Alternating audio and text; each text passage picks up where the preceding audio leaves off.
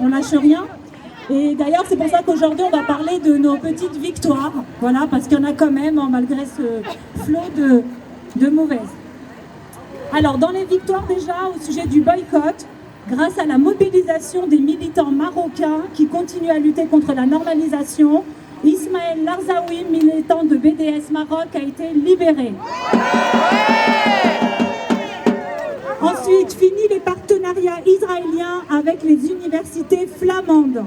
Le Conseil interuniversitaire flamand a annoncé qu'elles n'entameront plus de nouvelles coopérations avec les partenaires israéliens qui sont impliqués dans de graves violations des droits de l'homme. On continue avec les manifestations, la première hollywoodienne de Captain America qu'il faut boycotter aussi, parce qu'il y a la participation de l'actrice israélienne, qui est une ancienne soldate de l'armée génocidaire Shiraz. Donc, Captain America, on boycotte. Ensuite, il y a l'annulation d'une conférence qui a été organisée par le comité français de l'Association internationale des avocats et juristes juifs, intitulée Justice et équité. Cette conférence devait se tenir le 13 février au Centre universitaire méditerranéen de Nice.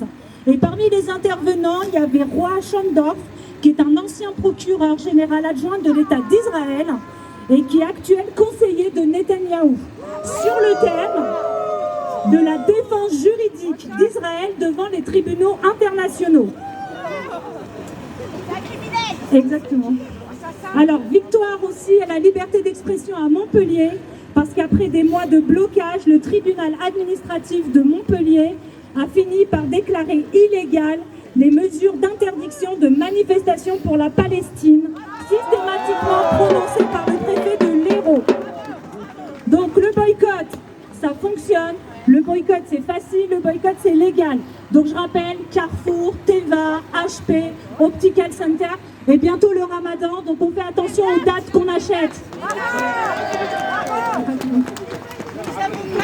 Alors, la fondation Inrajab a encore déposé une plainte pénale auprès des autorités suisses sur un criminel de guerre israélien présumé actuellement présent en Suisse. Voilà. Dans les bonnes nouvelles, à Gaza, avec des ressources limitées et une résilience inébranlable, la population de Gaza reconstruit ce qui a été détruit par l'occupation israélienne. Malgré les difficultés, ils continuent de restaurer leurs maisons, leur communauté. Les hommes et les femmes de Gaza continuent de reconstruire les structures, mais aussi l'espoir. Et il y a même une pizzeria mobile dans les décombres de la ville de Gaza. L'aide promise dans l'accord de cessez-le-feu, rentre. Jeudi, elle a reçu un grand nombre de camions, marquant la première fois qu'Israël a pleinement respecté les exigences quotidiennes. Le corridor de Netzarim a été enfin dégagé. Il y a un hôpital baptiste de la ville qui a rouvert son service de chirurgie. Il avait été détruit par l'armée israélienne. Et le caméraman Fadi Al-Wahidi est finalement autorisé à se rendre en Égypte pour y être soigné. La mobilisation populaire se poursuit et ne faiblit pas partout dans le monde. Et même en Israël, pour dénoncer les propos de Trump.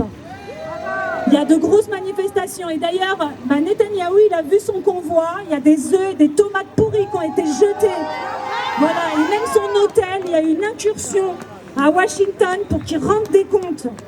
Et même Yoav Gallant aussi, pas en reste, lui aussi. Il y a des centaines de personnes qui ont protesté contre lui. Et les artistes aussi se mobilisent.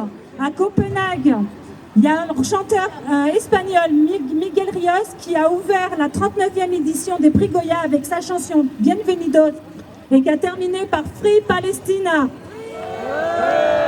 Des artistes mexicains participent à la création d'une œuvre d'art pour amplifier le tourisme, le soutien à la Palestine. Le drapeau palestinien a flotté en plein stade lors du Super Bowl. C'est l'événement sportif le plus important des USA. Les footballeurs, et en présence de Trump, les footballeurs norvégiens, ils sont solidaires aussi. Ils ont remis 65 000 $, voilà, lors de leur match contre le Maccabi. Ils ont remis ça aux Gazaouis. Et à Barcelone, les supporters de Barcelone Barcelone aussi ont scandé « Palestine, liberté » en solidarité avec les Palestiniens. Et les supporters de football de l'équipe écossaise Celtic,